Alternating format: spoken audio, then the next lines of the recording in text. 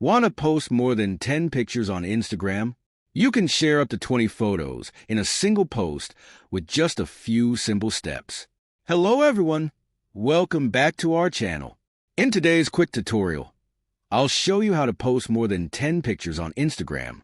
Be sure to stick around until the end, and don't forget to like this video and subscribe for more tips. Let's get started. First, open the Instagram app on your mobile device. Once you're logged in, tap your profile picture at the bottom right of the screen.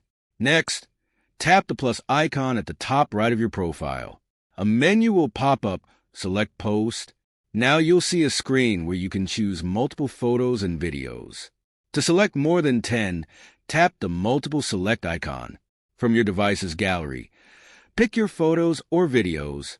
Remember, you can choose up to 20. Once you've made your selections, tap Next in the top right corner.